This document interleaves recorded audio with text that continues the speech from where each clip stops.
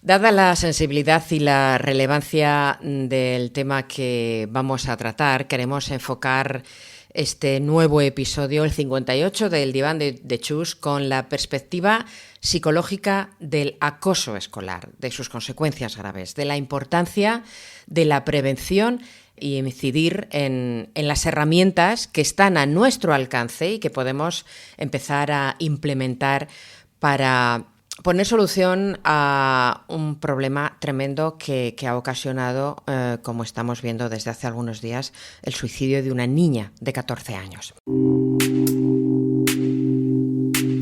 No es fácil tener una vida equilibrada.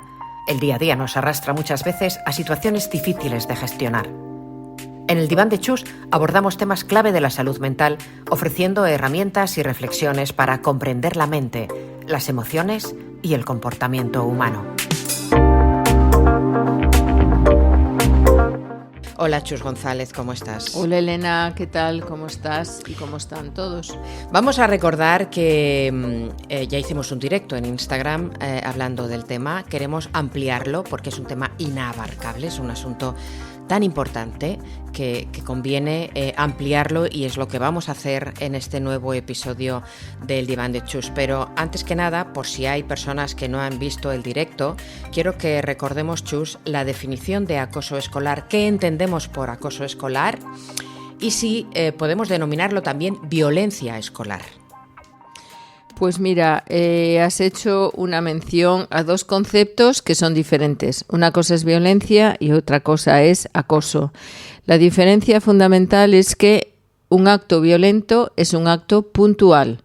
Sin embargo, el acoso es un acto violento, pero es una conducta repetida en el tiempo, no es puntual. Y tiene la clarísima intención de provocar desigualdad, provocar daño y luego también manifestar el poder, en este caso, de la persona que agrede.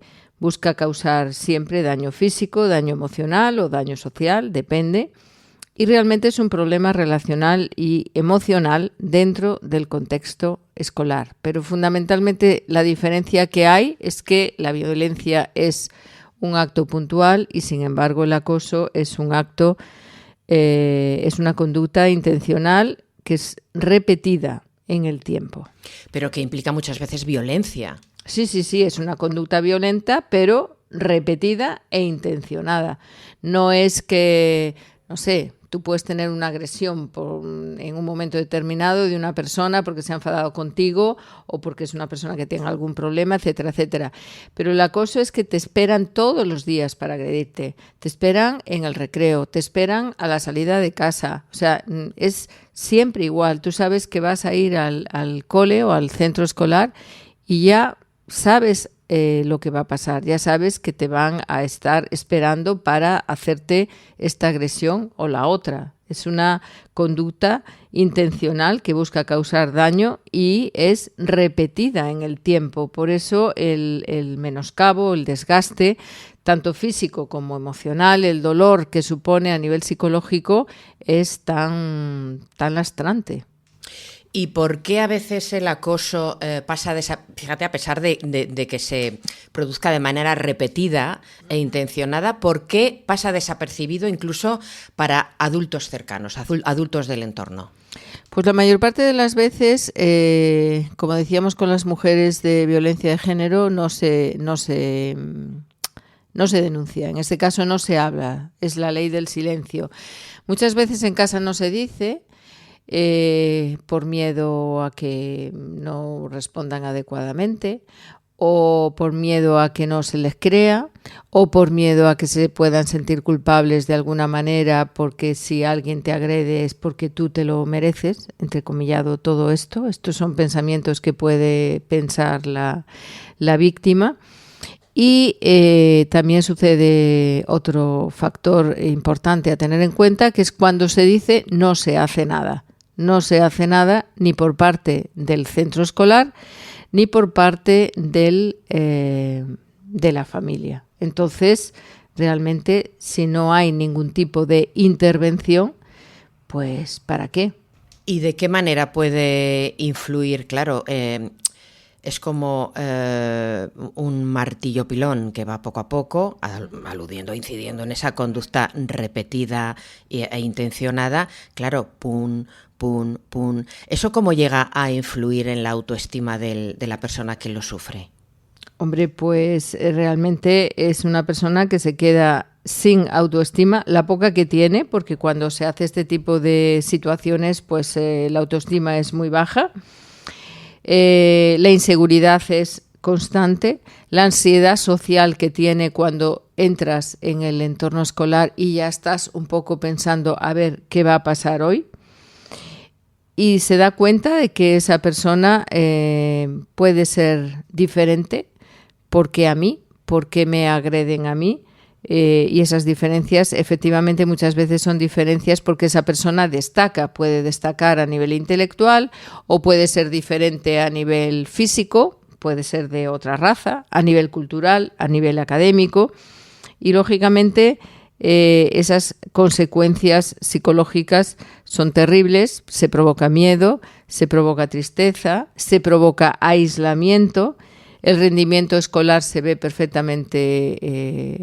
drásticamente afectado, y en muchísimos casos hay síntomas de depresión, de ansiedad. Está considerado desde la perspectiva psicológica como un síndrome de estrés postraumático con el riesgo de ideación suicida, como hemos visto en el caso al que has hecho referencia hace unos instantes. ¿Y cómo suele ser? No sé si hay un patrón común del acosador, de la persona que ejerce ese acoso repetido e intencionado. ¿Cumplen un perfil determinado? Normalmente el agresor es una persona que tiene baja empatía y sensibilidad ante el sufrimiento ajeno. Entonces, no sabe ponerse en el lugar de la persona que agrede. Tiene una gran necesidad de dominio y de poder sobre otros. Tiene mucha impulsividad y una baja tolerancia a la frustración, y necesita tener el control emocional y social, o sea, necesita destacar, ¿vale? Es como cuando si yo te piso, pues de alguna manera, ¿quién se queda arriba? Me quedo yo.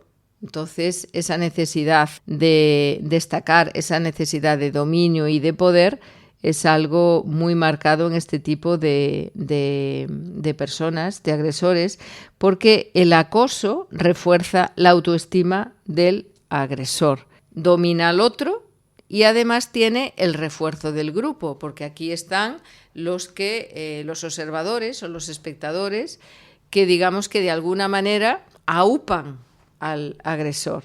Entonces es una persona que establece el dominio del grupo, y ese dominio lógicamente compensa esa baja autoestima. Es un juego inversamente proporcional. A mayor baja autoestima, mayor necesidad de ego, mayor necesidad de dominio y de poder, y lo hacen a través del acoso con una víctima. O sea que es el típico narcisista. Podríamos decir, desde una perspectiva ya más adulta, que se puede derivar a un narcisismo, aunque tendría que haber otro tipo de factores también concomitantes con todo esto, pero sí se comparten algunos rasgos, aunque no todos. ¿Y qué papel juega en este sentido la vergüenza en el silencio de las víctimas? Pues muchas veces el sentido de culpa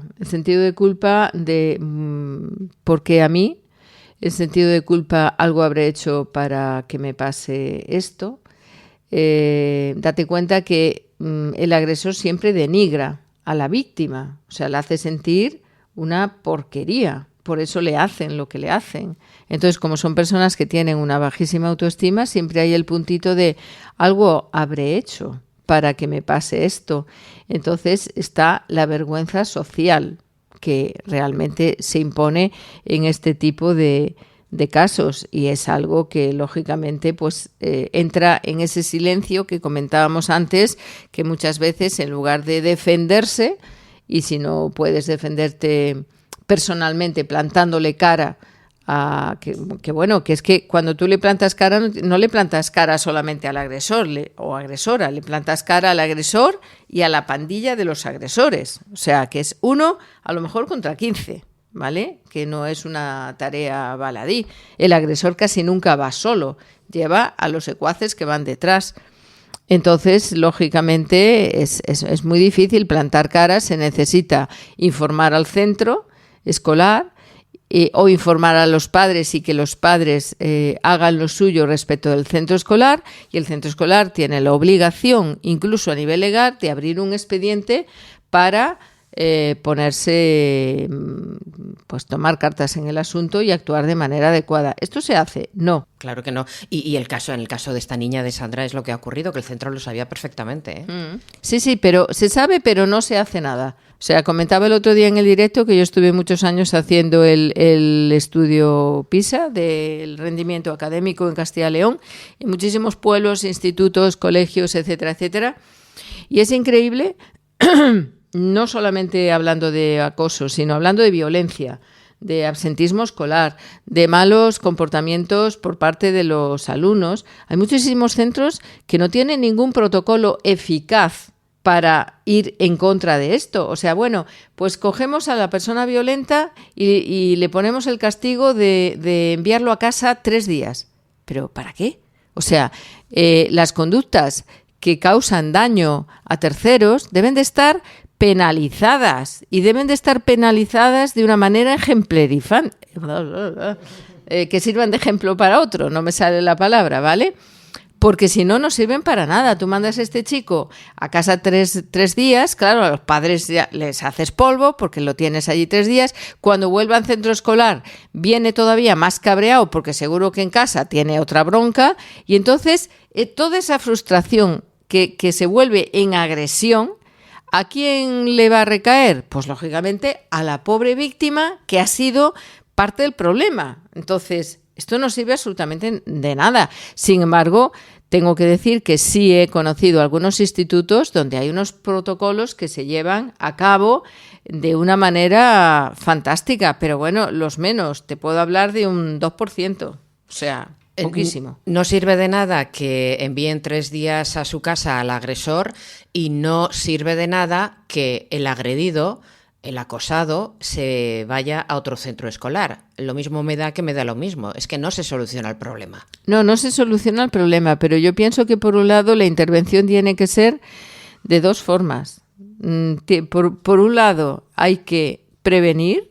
La prevención está fundamentada en un código de valores diferente, y luego hay que actuar cuando eso sucede de una manera eficaz, no a lo loco. Exacto. No, con protocolos que están totalmente tipificados, y luego hay que hacer un seguimiento tanto del grupo como de todo esto. O sea, una de las cosas que a mí me llama la atención es que un centro escolar, claro que el centro escolar está para enseñar, no está para educar, ¿vale?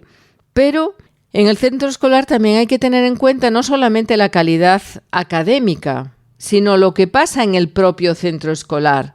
Los profesores, la dirección, los jefes de grupo, etcétera, etcétera. ¿Qué pasa en los recreos? ¿Qué pasa en las entradas y en las salidas, que es donde se suelen dar este tipo de comportamientos? ¿Qué pasa con el móvil? ¿Qué pasa? ¿Cómo es la conducta de estos chicos? ¿Cómo son las interrelaciones? Debe de haber normas para todo esto, y deben de enterarse de cómo es el tipo de alumnado que tiene un centro. En todos los colegios se sabe cuáles son las pandillitas de no sé qué, cuáles son los grupitos de no sé cuál. Hombre, pues ahí hay que meter un poco de mano y actuar sin esperar a que llegue una agresión. Tanto me da que sea puntual como que sea un acoso permanente. Eso en cuanto al centro escolar, que tiene que estar ojo a visor y pendiente de todo lo que ocurra en el centro con los propios alumnos. Pero, ¿qué pasa con el entorno familiar? ¿Cómo influye la familia o tu entorno más próximo en la capacidad del menor para afrontar este tipo de situaciones? Pues primero tenemos que ver cómo es la familia, tanto del agresor como de la víctima, porque nada ocurre porque sí, quiero decir. que lógicamente, pues de la misma manera que el cole tiene que tener en cuenta cómo son sus alumnos a nivel de factores de personalidad, interacciones de grupo, etcétera, etcétera, la familia, si tú tienes un hijo, tú tienes que saber cómo es tu hijo. Debe de ser una educación que está basada en la comunicación, que si al niño un día o a la niña le pasa cualquier cosa, lo diga en casa, que haya un ambiente de confianza, un ambiente de comunicación plena, un ambiente de espontaneidad, pero no para ni sobreproteger, ni tampoco machacar a esa persona a nivel autoritario. No, hay muchas veces que esto se da con conductas violentas que hay en casa y que se copian después en el entorno escolar. Hablo del agresor. Hay también veces en que la víctima se convierte en un agresor, porque el animal herido tarde o temprano hiere. O sea, es como decir, a mí no me van a pisar, pues piso yo más fuerte, por ejemplo. Otro tema que también es muy importante, hablando de cómo se van transformando las personalidades en función del ambiente.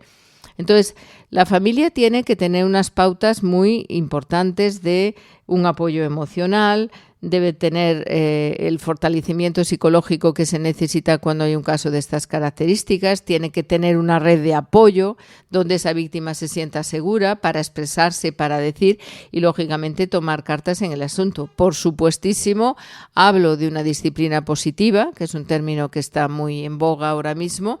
Esto quiere decir que ni es el autoritarismo de antaño, que antes era pues la letra con sangre entra, por ejemplo, ni tampoco lo que hay ahora de que vale todo, no pasa nada. Bueno, pues venga, pues ya se resolverá. No hay que resolverse. A ese niño, a esa niña hay que darle el apoyo suficiente para resolver. Y esto hay que comunicarlo, lógicamente, con el centro escolar y entre ambas partes tener la red de apoyo adecuado para hacer frente a este tipo de situaciones. En el grupo, en la escuela, en la víctima, en el agresor y realizar tareas de prevención, insisto, además tareas de ponerse manos a la obra cuando la situación lo requiere. Has mencionado de pasada el acoso digital, el ciberacoso, que no lo tocamos en el directo y me gustaría hacer un inciso en este tema porque entiendo que la responsabilidad ahora mismo, es verdad que hace años evidentemente no existían los móviles y no había ningún problema en ese sentido, pero ¿qué responsabilidad tienen, tú crees, las redes sociales y los dispositivos móviles en el ciberacoso, en el acoso? Muchísimo, es un elemento precipitante y expansivo. Quiero decir, si ceñimos el acoso al centro escolar, digamos que de alguna manera se queda ahí. Pero cuando ya se le da publicidad y de alguna manera se mete en las redes sociales, pues imagínate cómo es la red social, como dice su propio nombre, ¿no? Se va expandiendo como el aceite a todas partes. Entonces, puede todavía provocar más acoso por parte de personas incluso que no están directamente implicadas en ese centro escolar. Entonces, el ciberacoso, digamos que es la posibilidad de expandir todavía más lo que se da en el centro escolar de referencia.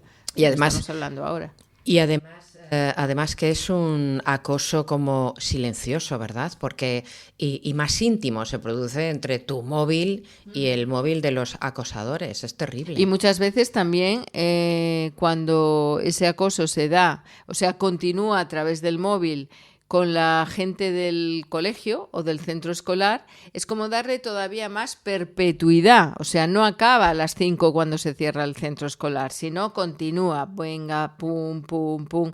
Eso es muy importante para tener en cuenta. Hablábamos el otro día y, bueno, se han sucedido manifestaciones estos días pasados. Aquí en Salamanca incluso hubo una y en otras ciudades de España para reclamar al gobierno en algún sentido, bueno, pues que lleve a cabo algún tipo de legislación al respecto y que afronte el problema.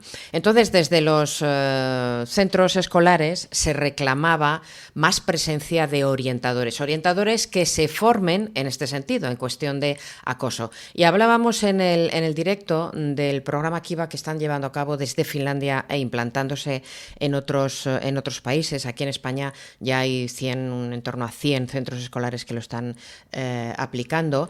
Cuéntanos en qué consiste y cuáles son los beneficios de ese programa que, en tu opinión, son muy positivos. Bueno, en tu opinión y en la mía, por lo que me contaste. Yo me enteré del programa por ti y me parece importantísimo el tener en cuenta este tipo de implementaciones de programas. Cuéntanos, ¿en qué consiste? El programa finlandés Kiva, que son las siglas que significan contra el acoso, tiene el objetivo de reducir el acoso escolar, previniéndolo y cambiando las actitudes del grupo, no solo castigando al agresor o apoyando a la víctima, sino, como hemos dicho hace un rato, teniendo en cuenta a todo el grupo, en este caso a todo el centro escolar. Su funcionamiento se basa en 3 pilares fundamentales. 1, la prevención, que implica educación y sensibilización. Se trabaja con todo el alumnado, no solamente con las víctimas y los agresores. Incluye lecciones, incluye juegos de rol, debates, vídeos, actividades digitales, hablando del tema móvil que estábamos diciendo ahora, que tiene un objetivo muy claro, que es fomentar la empatía, el respeto y el trabajo en grupo. Conectamos con la educación en valores, que hace un rato también salió aquí, que es muy importante. ¿Por qué? Porque esto crea una mentalidad diferente. Otra idea muy básica en esa prevención es que se enseña a los alumnos, a todos, que los que presencian el acoso, los que se llaman los observadores, tienen un papel fundamental y pueden cortar la dinámica apoyando a la víctima. O sea, no es esa presencia pasiva, ¿no? Porque esa presencia pasiva todavía influye más negativamente en ese acoso. Por el otro lado, otro de los pilares, además de la prevención, es la intervención. O sea, ¿qué hay que hacer cuando ocurre un caso? Si se detecta acoso, hay un equipo especializado del centro que está formado por docentes entrenados. No vale un cursito No, son docentes que están entrenados para actuar siguiendo el protocolo estructurado del programa Kiva, ¿vale? No es, bueno, vamos a ver cómo define el centro actuar aquí. No, hay un protocolo estructurado que se sigue. Se entrevista por separado a la víctima, al agresor y a los testigos. Y el objetivo no es castigar, sino es modificar las conductas y restablecer la convivencia, basada en este programa de educación en valores que veíamos en el primer punto de prevención. Y tiene un último pilar que es el seguimiento y la evaluación.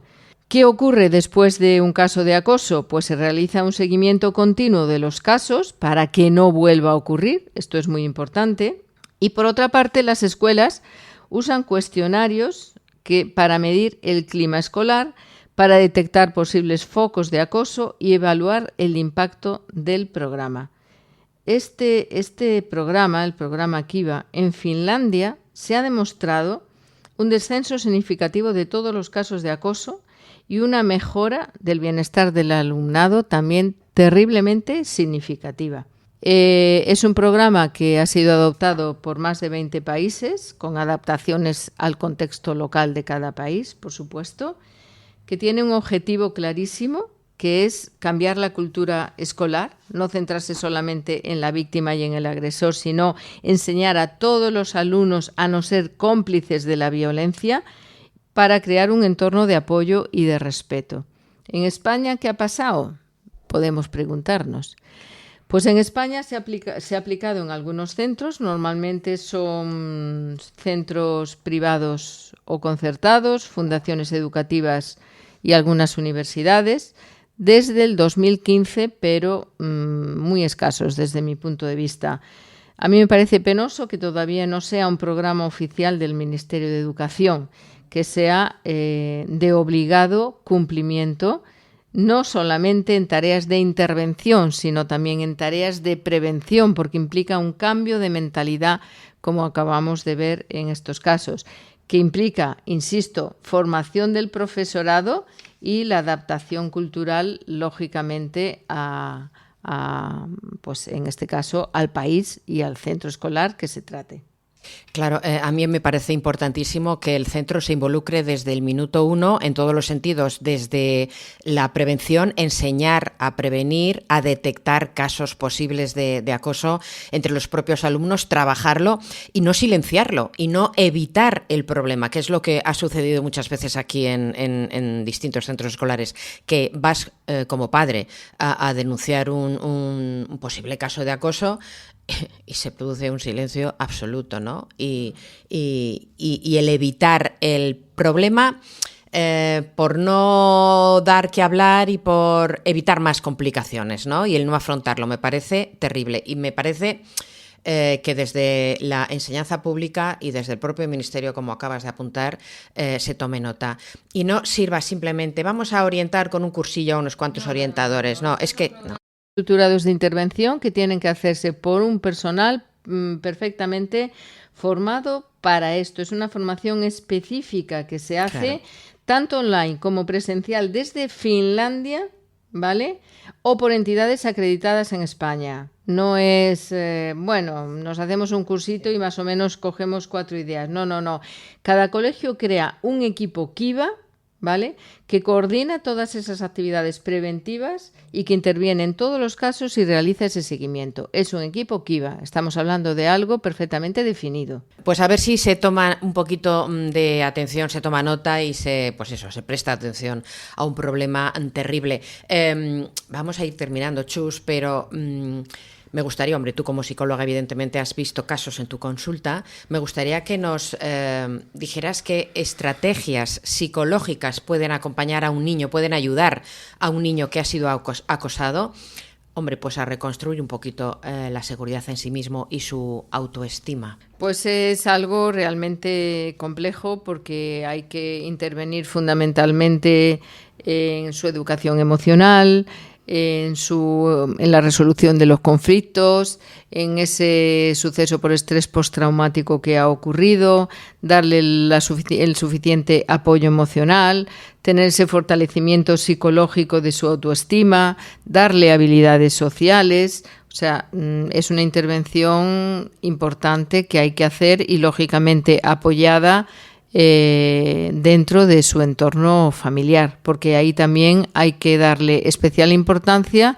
a cómo es el sistema educativo de su familia en concreto, que a fin de cuentas venimos de ahí. Esto está muy claro, no es, llevamos al niño al psicólogo. Yo en todos estos casos trabajo con toda la familia, pero fundamentalmente con los padres o los educadores. Digo padres / educadores, no los educadores del centro social, con los padres y lógicamente dándole especial atención al niño o niña. Y ahora sí, ya para finalizar, ¿qué mensaje te gustaría transmitir a un niño o una niña que siente que ya no puede más, que está siendo víctima de acoso en su centro escolar y ya no puede más?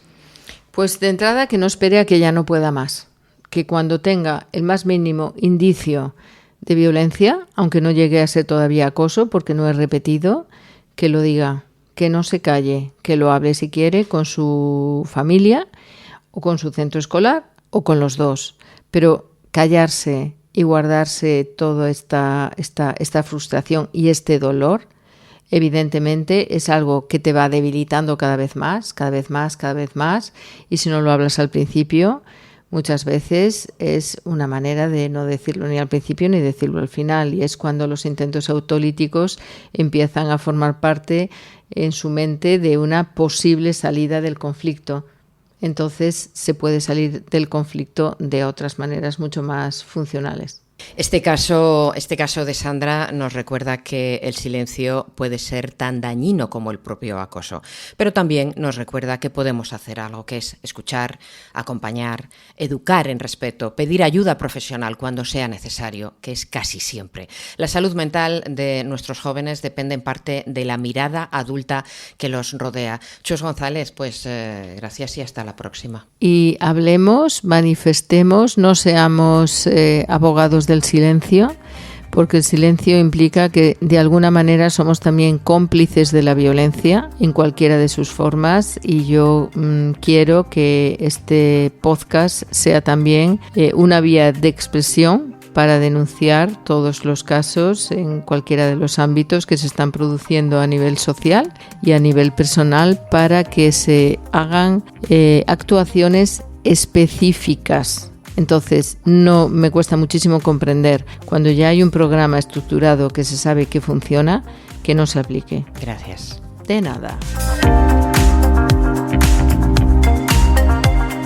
Puedes seguir a Chus González en sus redes sociales a través de Instagram, Facebook o LinkedIn. No olvides que si comentas y compartes este contenido, nos ayudas a su difusión y a seguir creciendo.